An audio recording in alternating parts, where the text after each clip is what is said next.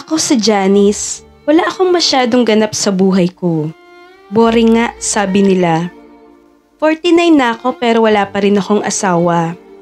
Kahit nagkaanak na lang sana ako ay di ko nagawa. Sa totoo lang, hindi ako nagkaanak o nagkaasawa dahil sa sobrang higpit ng tatay ko. 4 kaming magkakapatid at puro babae.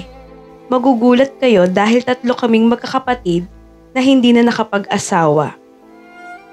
Isa lang ang nakapag-asawa sa amin, si Ate Sonia, pangalawa sa aming magkakapatid.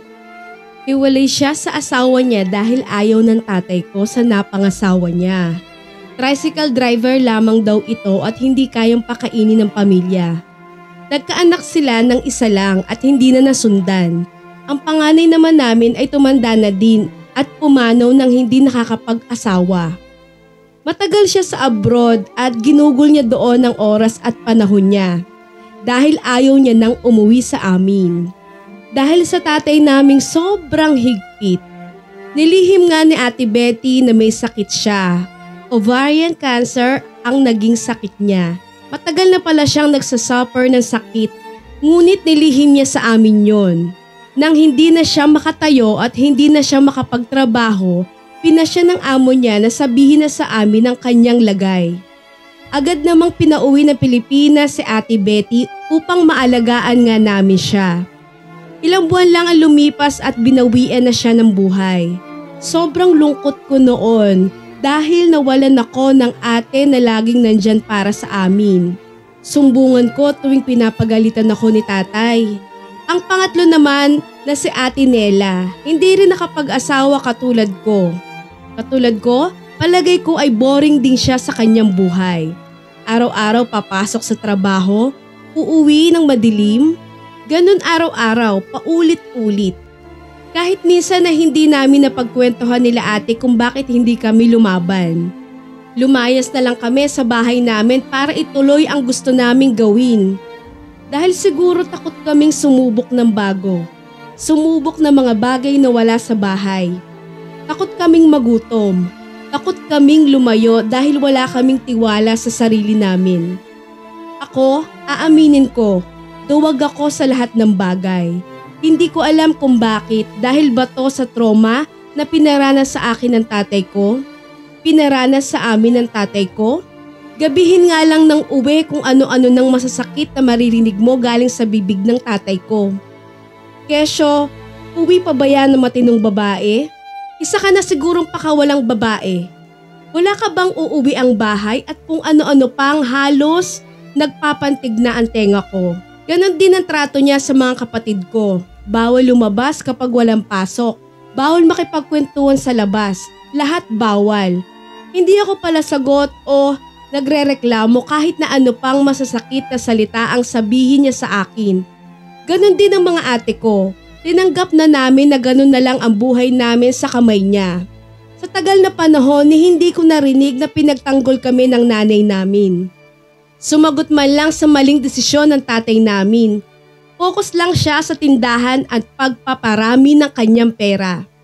Hindi niya alam na sobrang hirap na kaming magkakapatid.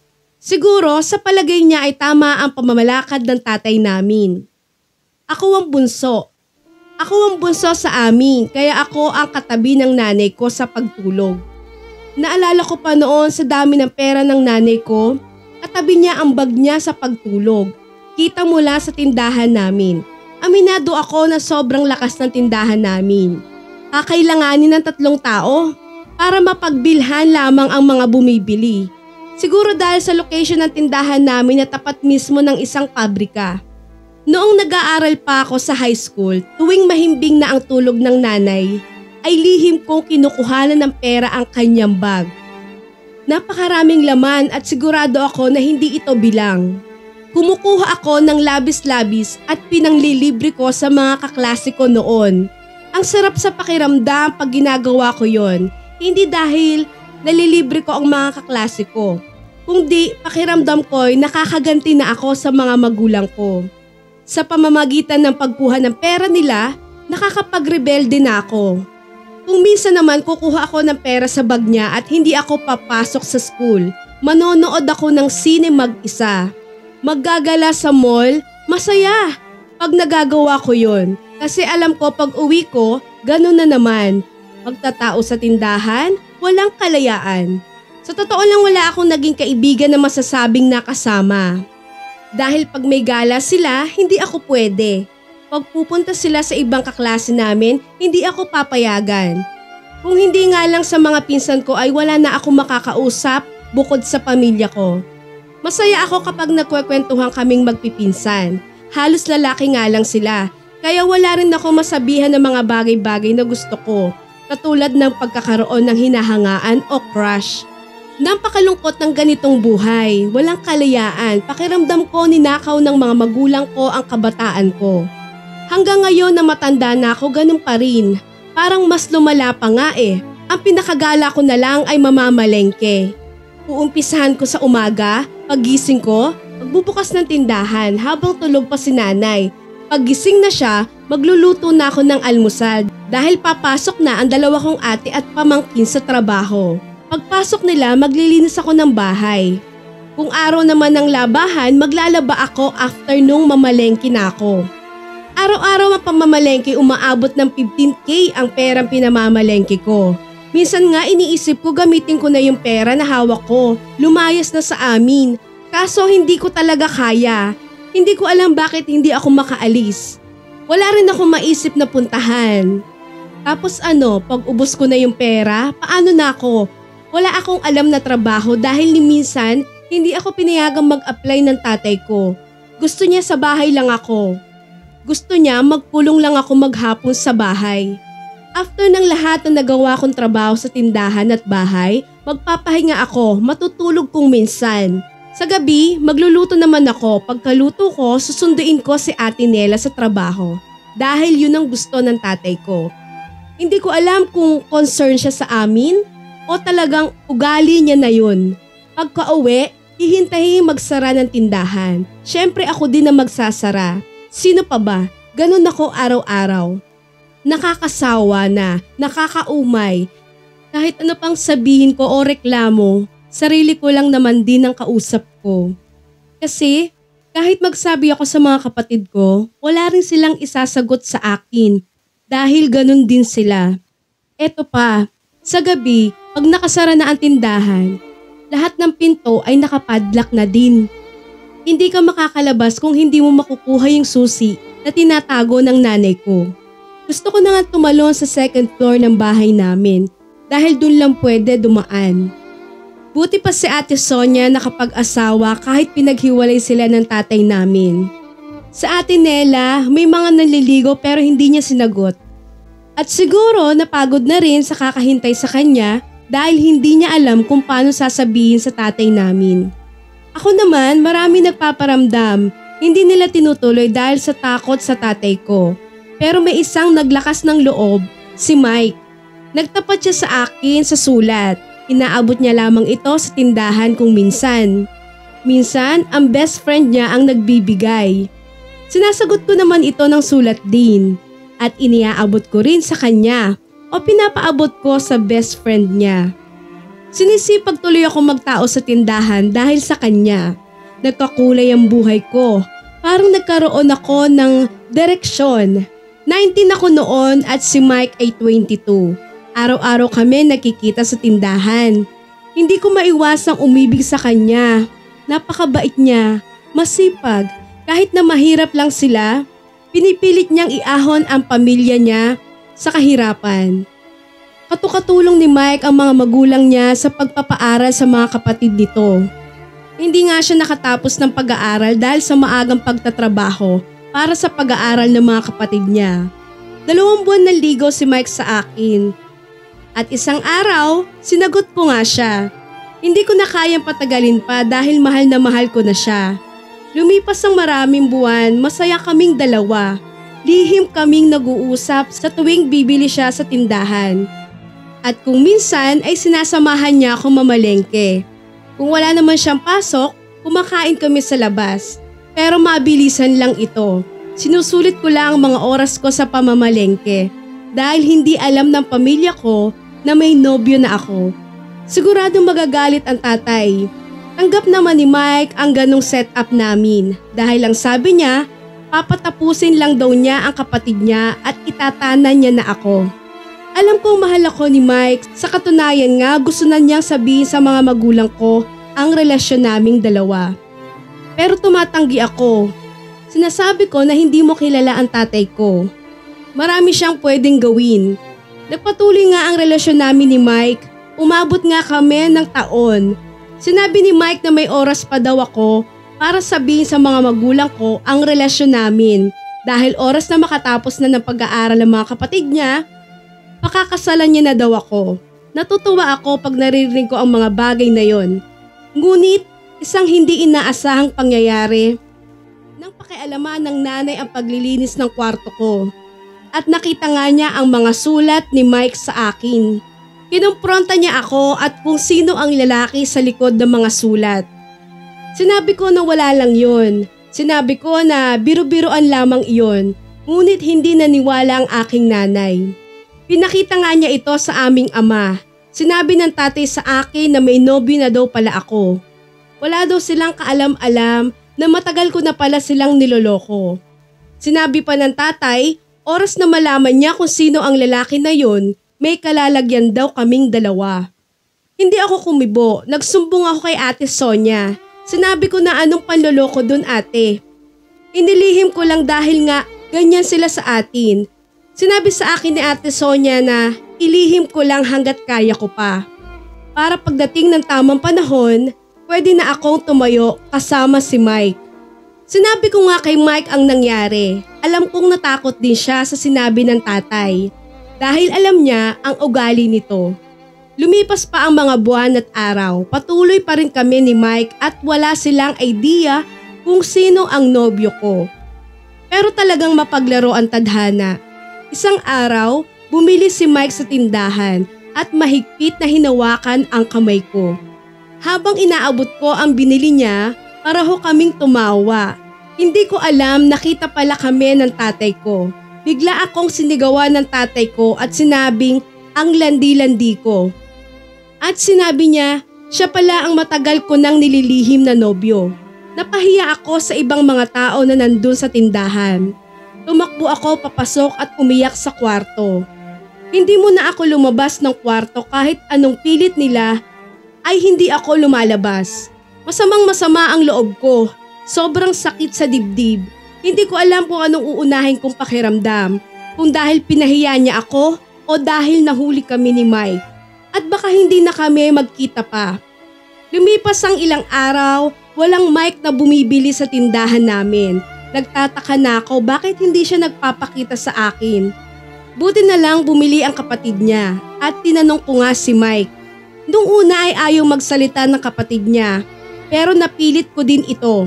Sinabi niya na hindi na magpapakita si kuya sa'yo Ate Janice. Sobrang natakot siya sa mga binitawang salita ng tatay mo. Pinagbantaan niya si kuya at pati na rin kaming lahat, idinamay niya. Mahirap lang kami Ate Janice. Ayaw naming pati magulang namin ay madamay pa sa gulo na to. Kaya nagpasya na si kuya na lumayo na sa'yo. Pero alam mong mahal na mahal ka ni kuya. Ayaw niya lang bigyan ng problema ang mga magulang namin. Sinabi pa ng tatay mo na pag di tumigil si kuya, gagawa siya ng paraan para palayasan kami sa inuupahan naming bahay. Alam mo naman ang tatay mo. Kilala siya rito sa atin na maimpluwensya. Mahirap lang kami. Anong laban namin sa inyo? Parang inatrasan ako ng dila nang narinig ko ang mga sinabi niya. Hanggang sa umalis ang kapatid ni Mike, wala akong nasabi. Nanlumo ako ng sobra. Parang mababaliw ako sa pakiramdam ko. Ang tatay namin, napakasama.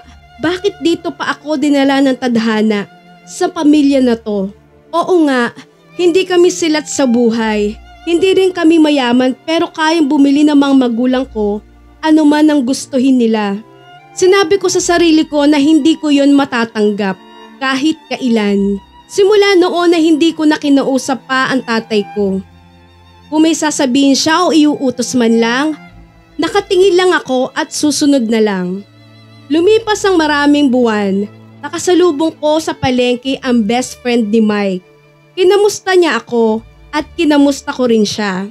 Sabi ko sa kanya, ikamusta mo rin ako kay Mike ha? Tumingin siya sa akin na parang nag-aalangan pa kung magsasalita ba siya o hindi. Ako na ang nagtanong, bakit James? Ano ba yun? Sumagot siya, hindi mo ba alam Janice? Ano ba yun tungkol ba kay Mike? Ang tugon ko, oo Janice, ikakasal na siya sa susunod na buwan. Kala ko naman nabalitaan mo na. Tumugon ako, si Mike? Ikakasal na? Pero bakit? Nagulat din ako sa aking pagsagot at sumagot naman agad si James. Buntis na yung girlfriend niya, kaya magpapakasal na sila. Huwag kang mag-alala Janice, okay si Mike. Okay si Mike sa mapapangasawa niya. May kaya ang pamilya ng babae. Mabait din ang mga magulang niya. Kaya ikaw, huwag mo na siyang hintayin. Mag-asawa ka na rin. Sabay tumawa siya. Dahil ayoko mapahiya, tumawa na rin ako. Hayaan mo James, invite kita sa kasal ko. Umuwi nga ako sa bahay ng nanlalamig. At ganun pa rin, tumakbo ako sa kwarto ko. At humagulgol ng iyak. At sinambit ko na, ang sakit-sakit Mike. Bakit? Bakit mo ako iniwan? Nagpatuloy ako sa buhay na parang robot. Kausapin, hindi, okay lang. Nawalan na ako ng pag-asa hanggang nag-30 years old ako. Hanggang nag-35, 40, ganun na lang. Tinanggap ko na lang sa sarili ko. Masasabi ko na hindi ko na kayang umibig pang muli. Na in despair ako, nabigo ako sa pag-ibig, nabigo ako sa pamilya ko. Isa lang ang tanong ko kay Mike, kung sakaling bakit niya ako iniwan? Bakit hindi niya ako nilaban? Bakit bumitaw siya? Hindi na ako umaasa na magkakausap pa kami ni Mike. Pero dahil panahon na ngayon ng social media, isang friend request ang nakita ko nag-pump sa akin. Kinabahan ako na halos marinig ko na ang kabog ng dibdib ko. Si Mike ang nagpapa-friend request sa akin. Nag-isip pa ako kung i-add ko ba siya o hindi. Hindi ako makatulog, kakaisip. Hindi ako makapag-focus, ano ba to? Ang tagal na panahon, pero bakit kinakabahan pa rin ako? Natatawa na lang ako at hindi ko rin natiis. Inad ko siya. Ewan pero umaasa ako na baka mag-message siya sa akin. Binuksan ko ang wall niya at tiningnan ang mga litrato nilang pamilya. May 3 anak na siya at mukhang masaya sila. Maayos, maginhawa na ang pamumuhay nila. Hindi ako makapaniwalang nasasaktan ako. Hindi ako makapaniwalang hanggang ngayon nasasaktan pa rin ako. Lumipas ang 3 araw, natupad ang gusto kong mangyari. Nag-message si Mike sa akin. Nakamusta ka na? Hindi ko alam ang isasagot ko. Ngunit, nag-message siya ulit sa akin. Sinabi niyang, ako to si Mike. Wala kang dapat ipangamba. Sumagot na ako na okay lang. Ikaw ba? Sagot na parang ayaw ko nang matapos ang usapan. Sinabi niya sa akin na aalis na silang pamilya. Magmamigrate na sila sa Amerika. Gusto lang daw niya akong makita sa huling pagkakataon. Dahil alam niya na may naiwan siyang parte ng buhay niya. Sumagot ako na bakit pa? Maayos ka na at may pamilya. Sumagot siya sa akin na oo, may pamilya na ako. Mabait ang asawa ko. Pero Janice, gusto ko lang matapos na yung mga gabing iniisip kita. Oo, iniisip kita dahil naduwag ako. Agad ko namang nireplyan ng tama na huwag ka nang mag-message sa akin. Kahit kailan. Natapos ang pag-uusap namin ng ganun na lang. Ayaw ko nang marinig pa, nasasaktan ako. Lumuha ako nang hindi nalalaman ng tao sa amin. Kinagabihan, nag-message ulit si Mike sa akin. Hihintayin daw niya ako bukas sa isang shed malapit sa amin. 6:00 ng gabi. Hindi ako nag-reply. Kinabukasan, iniisip ko ang sinabi ni Mike sa akin. Nahihintayin niya ako. Hindi ko alam kung pupunta ako o ano. Dumating nga ang oras na sinasabi niya. Lumabas ako ng tindahan upang silipin ang sinasabi ng shed. Natanaw ko ang pulang kotse ni Mike. Kinawayan niya ako. Hindi na ako nag-isip. Pumunta na ako sa shed, nakita ko ulit si Mike. Walang pagbabago, napakagwapo pa rin niya. Sinabi niya sa akin na sumakay daw ako ng kotse. Sinabi ko na, akala ko dito lang, hindi pwede, ika niya. Maraming makakakita sa atin. Nakapambahay lang ako at walang kaayos-ayos. Sumakay nga ako ng kotse at hindi ko na inintindi pa yung naiwang kong tindahan. Sinabi ko kay Mike na saan ba tayo pupunta? Sinabi niya na kung saan pwede tayong mag-usap. Dumating nga kami sa isang parang parke na halos magkasintahan ng pumupunta. Umupo kami at sinabi kong, magsalita ka na Mike. Pero hindi siya nagsasalita. Kaya ako na ang naunang magsalita. Lahat ng tanong ko noon ay sasabihin ko na sa mukha niya ngayon. Mike, bakit mo ako iniwan? Bakit hindi mo ako nilaban? Nawala ka na lang bigla, tapos ikakasal ka na? Grabe Mike ang pinagdaanan ko. Sumagot siya. Janice, humihingi ako ng tawad. Naduwag ako. Wala akong lakas ng loob noon dahil mahirap lang kami. Hindi ko alam kung paano ako lalaban sa pamilya mo. Sumagot ako. Naduwag? Diba sinasabi mo na itatanan mo pa ako? Tapos naduwag? Sumagot siya sa akin. Hindi ba Janice, ikaw mismo sa sarili mo, hindi mo kayang lumaban? Ilang taon nating nilihim ang relasyon natin. Ilang taon tayong nagtitiis ng ganong setup dahil hindi mo kayang malaman ng tatay mo? Hanggang sa nahuli tayo at pinagbantaan ako at ang buong pamilya ko. Bakit Janice? Di ba hanggang ngayon hindi mo pa rin kaya? Nandyan ka pa rin sa sitwasyon noon? Sumagot ako. So ako na ang may kasalanan ngayon. Sumagot siya, oo ikaw nga dahil ikaw ang may pamilya na ganyan. Sa akin walang problema Janice, suportado ako ng pamilya ko. Sumagot ako, Mike, wala nang patutunguhan tong usapan na to. Uuwi na ako. Bumanat na naman siya. Hindi mo kasi matanggap ang katotohanan Janice. Sumigaw ako, na oo na, ako na may kasalanan at ikaw na ngayon ang masaya. Tumulo ang luha ko at niyakap ako ni Mike na umiiyak din. Oo, masaya ako at may pamilya na ako. Pero Janice, lagi ako minumulto ng nakaraan natin. Ikaw, ako, kung bakit hindi ako lumaban, kung bakit natakot ako. Lagi kitang iniisip kahit na may asawa na ako. Mahal ko siya, pero bakit lagi ka pa rin sumasagi sa isip ko? Siguro ganun talaga ang buhay ng tao. Hindi tayo ang tinadhana. Sumagot ako. Siguro nga Mike, ganun na lang talaga. Hindi na natin pwedeng ibalik at ipilit pa ang nakaraan. Isa lang ang sasabihin ko sa'yo Mike. Ikaw lang ang lalaking minahal ko at mamahalin ng patago habang buhay. Hindi ko inaasahan na bubuhos ang ulan ng gabi na yon. Sumabay ang mga luha ko sa mga patak ng ulan. Sa huling pagkakataon, hinalikan ako ni Mike. Naramdaman ko ang sakit, naramdaman ko ang saya ng pagmamahal. Ngunit agad ko namang inalis. Hindi tama to Mike. Alam ko Janice, ginawa ko lang yon dahil mahal pa rin kita. At alam nating dalawa na hindi na to mauulit magpakailanman. Magpapaalaman na tayo sa isa't isa nang alam nating mahal pa rin natin ang isa't isa. Masakit mang isipin Janice pero ganito ang buhay. Sana makatagpo ka ng lalaking mamahalin ka at ipaglalaban. Hindi ko katulad na duwag. Lumakas nga ang ulan at minabuti na naming umuwi. Habang nasa kotse kami ay hawak-hawak ni Mike ang aking kamay. Patuloy pa rin ang luha ko, napakasakit at sa pagbaba ko, binigyan ko siya ng huling halik at bahagyang hinawakan ng kanyang muka. Hindi na ako nagsalita at lumabas na ako ng kotse. Pagpasok ko nga ng bahay ay naghihintay ang tatay na galit na galit.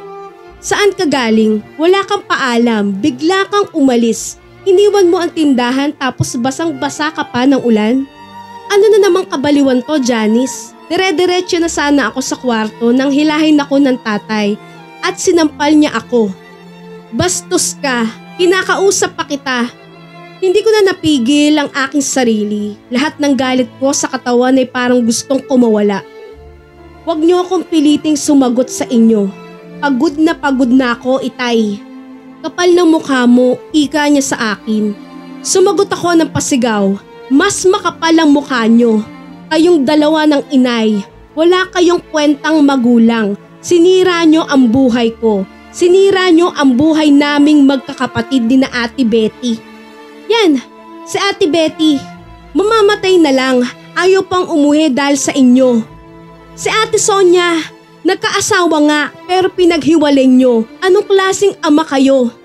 Si Ate Nela, hindi rin nakapag-asawa sa takot sa inyo. Ako, alam niyo ba kung ano ang pinagdadaanan ko? Ano ang pinadanas niyo sa akin? Ninakawan niyo ako, Tay. Ang lalaking pinakamamahal ko na wala sa akin. Sa kasakiman mo nawalan na ako ng pag-asa.